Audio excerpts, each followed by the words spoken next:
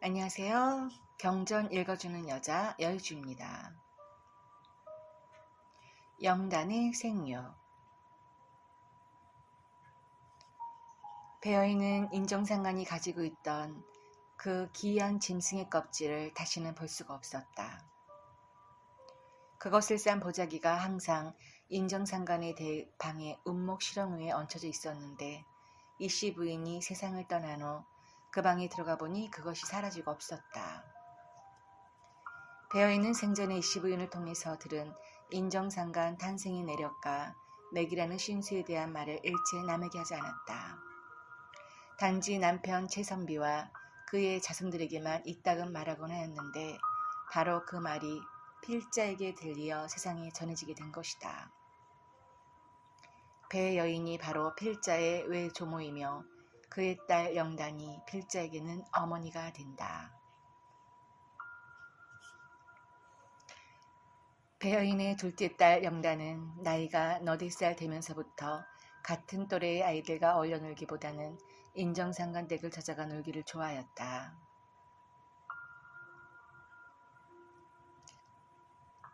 인정상간은 아이들을 귀여워하였지만 아이들이 다들 그를 무섭게 여기어 감히 그 집에 드나들지 못하였다. 한데 어린 영단만은 그를 친어머니처럼 따랐고 그 또한 영단을 딸과 같이 여겼다. 이렇게 영단이 인정상간을 따르자 배어인은 오히려 한시름 덜 수 있었다. 그것은 배어인이 몸소 밖으로 나돌며 힘겹게 가죽이 생계를 꾸려나가야 했던 때였기 때문이었다. 남편 최선비는 본디 부잣집 막내 아들로 태어나 호강스럽게 자라면서 글만 읽은 탓으로 세상 물정에는 어두운 편이었다.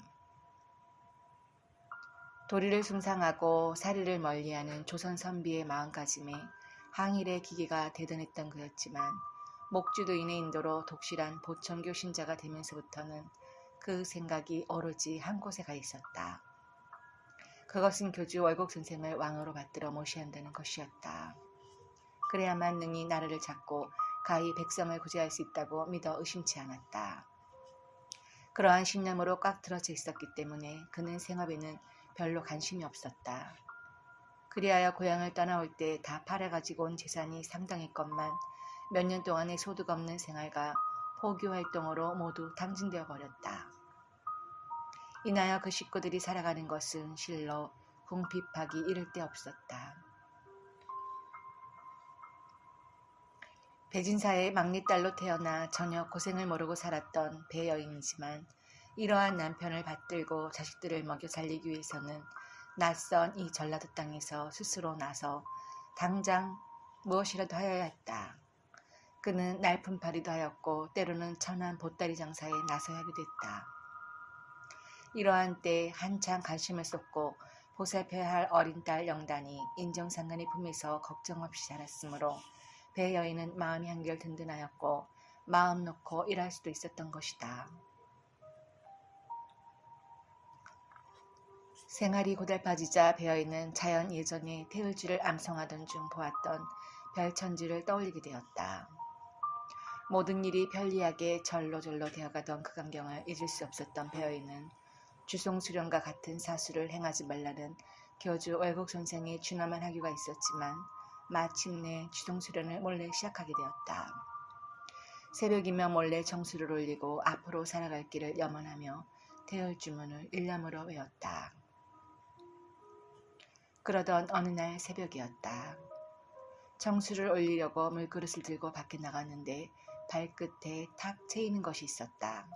하여 그것을 주워 방에 들어와서 살펴보니 침이 5개 든 침통이었다.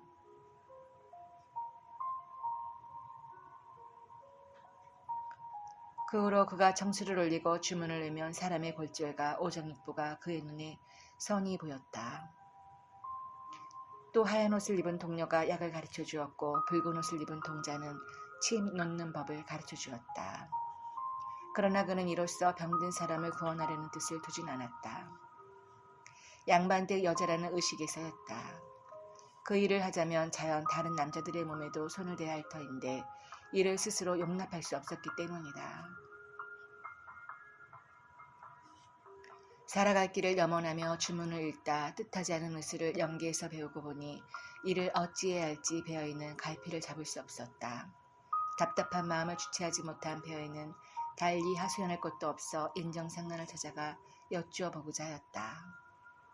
한데 인정상관을 만나 막 인사를 하려고 하니 인정상관이 속을 다 들여다보듯이 바라보며 말하는 것이었다. 신에게 불임당하는 사수를 행하지 마라. 그게 비록 중생을 구제하는 일이라 해도 뒤가 안 좋은 법이야. 평소 묻는 말 외에는 별로 하는 법이 없는 인정상관이 그렇게 대뜸 말하자 베어이는 그만 물어보고자 했던 말을 다 잊어버리고 크게 두려운 마음으로 집에 돌아왔다. 그리고 침통을 깊이 감추어버렸다. 인정상관의 그러한 말을 들은 후로는 오직 먹고 살아가는 일에만 열중하였다. 영단은 자라 10살쯤 되고부터는 항상 인정상관 댁을 드나들며 청소와 빨래며 물 깃는 일 등을 하였다. 그러자 인정상관은 영단에게 심청이라 이름 지어 불렀다. 그리고 기회 있을 때마다 시집가지 말라는 말씀을 누누이 하였다. 영단은 왜 시집을 가면 안 된다는 것인지 알 수 없었지만 그 이유를 묻진 않았다. 인정상관의 홀로 사는 모습을 보면서 자신도 그래야 한다고 당연히 받아들였고 또 어른의 명을 어기고 시집을 가게 되는 때가 오리라고는 생각조차 하지 않았다.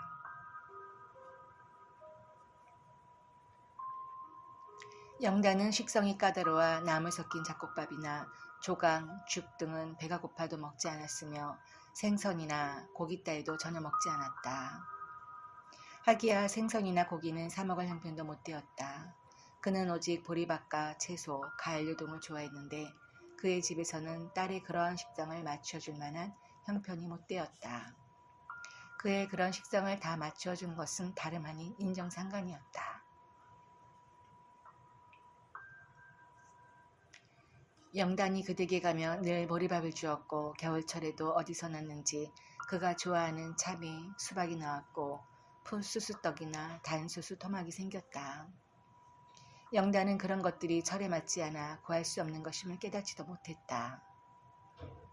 다만 인정상관이 그런 것들을 방 안에서만 먹게 하고 밖에 가지고 나가서 먹는 것은 허락하지 않는 것이 이상했을 뿐이었다. 인정상관은 영단이 그것을 먹고 나면 그 껍질과 찌꺼기는 손수 치워 흔적을 없애버렸다. 영단은 가까이에서 인정상관의 시중을 들면서 자라는 동안 그의 기이한 언행을 많이 보게 되었다. 하나 나이 어린 영단으로서는 대개 이해할 수 없는 것들이었다. 어느 때는 인정상관이 방 안의 벽을 가리키며 영단에게 이런 말을 하였다. 저기 노랑생이 보이제? 노랑생이 오면 등 따숩고 배부르다. 그저께 승달이도 같이 와야 하는데. 응? 그러면서 혼자 콕콕 웃기도 하고 근심하기도 하였다. 하지만 영단에게는 아무것도 보이는 것이 없었다. 그저 쩍쩍 갈라진 벽면만 보일 뿐이었다. 노란생이란 원래 경상도 방언으로 노란 강아지를 일컫는 말이다. 훗날 인정상관이 남긴 언행을 종합하여 상고해보건대 이는 서양 사람을 가리킨 것이 분명하다. 그리고 승달이란 말은 그가 뒷날 추종자들의 물음에 옳은이라는 사람이라고 답한 점으로 미루어 보아 아마 당시 멀리서 나라의 독립을 위해 일하고 있던 사람들을 가리킨 듯하다. 하나 그때 영단은 그런 의미를 짐작조차 하지 못하였다. 어느 때는 인정상관이 영단에게 이르기를 옛날 이 나라 조상들은 나를 숭상했어. 니는 다낭할아버지를 받들어라 하였다. 또 어떤 날은 말하기를 방우가 까마귀를 몰아낸다. 방우는 사낭이 나타나면 꼼짝 못한다. 하였으나 어린 영단으로서는 그 말들이 다 무슨 말인지 알 수가 없었다.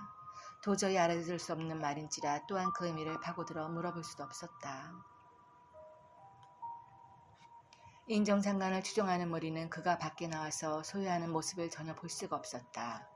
이들은 그의 건강을 크게 염려하여 서로 돈을 거두어서 그 집 옆에 있는 밭 300여 평을 사들였다.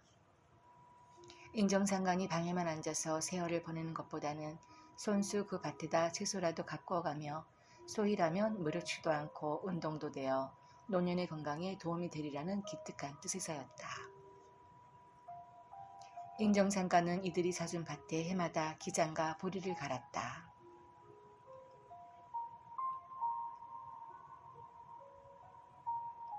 그 당시는 농가에서 농작물에 흔히 다목이라는 비료를 물에 타서 주던 때였다. 동네 사람들은 보리밭에 너나 없이 이 물탄 다목비료를 뿌렸다. 이를 본 인정상간은 영단에게 물을 길어오라 하여 그런 비료 대신 소금을 조금 타서 보리밭에 뿌렸다. 이렇게 지은 보리 농사가 동네 사람들 것처럼 풍성하게 되진 않았으나 소출이 결코 적지 않았다. 인정상간의 집에는 새나 짐승들이 수시로 찾아와 놀았다. 인정상간은 그것들이 모여들면 자상하게 무슨 얘기인가를 해주었는데 사람이 도무지 알아들을 수 없는 말이었다. 영단이나 동네 아이들이 이를 궁금히 여기어 알아듣지도 못하는 곳들한테 무슨 말을 그렇게 하세요? 하고 물어보면 인정상간은 이렇게 말했다. 니들이 못 알아듣지 사람이나 똑같다. 인정상간의 집에는 가끔 호랑이도 찾아왔다. 동네 사람들은 그 사실을 몰랐지만 철 모르는 영단은 심상치 않게 그런 광경을 보았다. 영단 외에 그 댁에서 호랑이를 본 것은 멀리 경북 경천에서 인정상간의 소문을 듣고 찾아온 김순덕이란 여학생과 그 친구들이었다. 김순덕 일행이 그곳에 온 것은 눈이 내리는 어느 겨울날이었다. 인정상간의 오두막은 초라하다 못해 거의 쓰러질 지경이었고 문종이가 다 찢어져 눈이 방 안에까지 들이치고 있었다. 그들은 인정상간에게 문안을 드리려고 방 안에 들어섰다 깜짝 놀라고 말았다. 인정상간이 큰 개만한 호랑이를 옆에 끼고 앉아있는 것이었다. 이에 일행은 기가 질리고 몸이 오그라들어 큰 절을 올리는데 절이 제대로 되지 않았다. 인정상간은 아무 일 없다. 앉거라. 하고는 그들을 호랑이 앞에 앉혀두고 밖으로 나갔다. 호랑이는 순한 양처럼 조용히 엎드려 있었으나 그들은 숨도 크게 쉬지 못하였다. 잠시 후 단수를 챙겨 들어온 인정상간이 그들에게 단술 그릇들을 내밀면서 물었다. 길도 험하고 눈도 많이 왔는데 먼 데서 우에 왔는고. 그러나 그의 친구들과 김순덕은 호랑이 때문에 감히 소리를 내어 무슨 얘기를 하지도 못하고 단술만 겨우 마시고는 돌아갔다. 인정상간의 공핍한 생활을 목격하고 돌아간 이 여학생들은 그 이듬해 봄에 약간의 돈을 마련해 가지고 와서 다시 이 신인을 만나뵈려 하였다. 그런데 이번에는 호랑이 때문이 아니라 순사들 때문에 그 뜻을 이룰 수 없었다. 그 무렵 인정상간을 찾는 이들이 차츰 많아지자 일본 순사들이 단속을 시작했기 때문이다. 여학생 김순덕은 이렇게 열심으로 인정상간을 찾아다니다 훗날 그의 문도가 되었고 그의 임종을 유일하게 지켜본 사람이 되었다.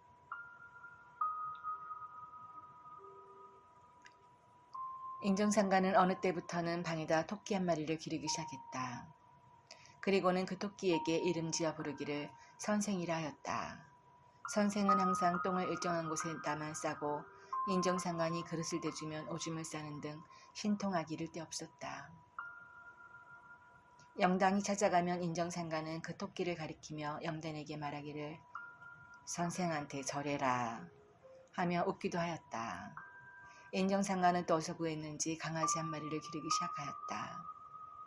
그 강아지에게는 방우라는 이름을 지어주고 항상 한 방에서 잤다.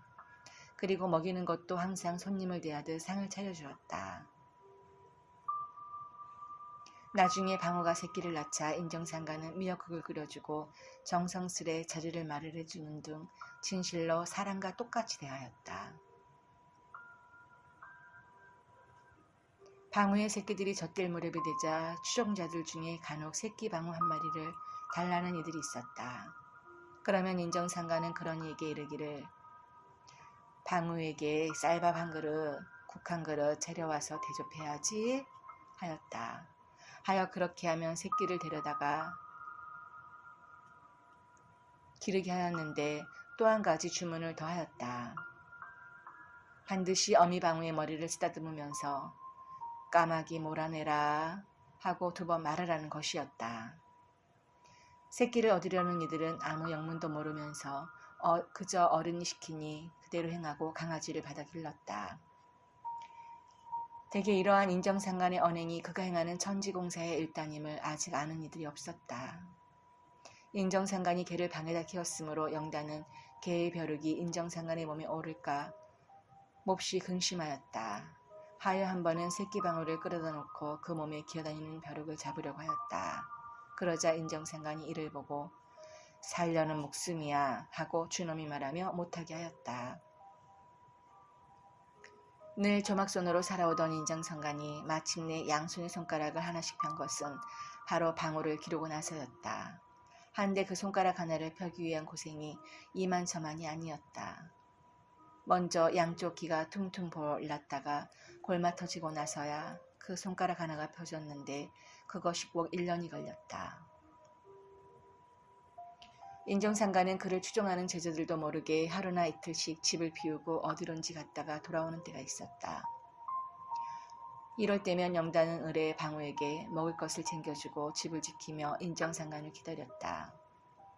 인정상간이 돌아올 때는 영단에게 생전 처음 보는 진귀한 과일을 갖고 와서 주곤 하였는데 어떤 것은 먹는 방법까지도 가르쳐 주었다. 인정상간이 방우를 키우면서부터는 달라진 것이 또 하나 있었다. 누구로부터 돈을 일체 받지 않던 그가 제자들 중에 혹 살림이 넉넉한 자가 약간의 돈을 놓고 가면 이에 대해 아무 말도 하지 않았다는 것이다. 그는 그 돈을 두었다가 제자 중 살림이 궁핍한 자가 오면 다 주어버리거나 혹 어떤 때는 영단에게 그 돈을 주면서 심부름을 시키기도 하였다. 어느 여름에 방우가 또 새끼 2마리를 낳았다.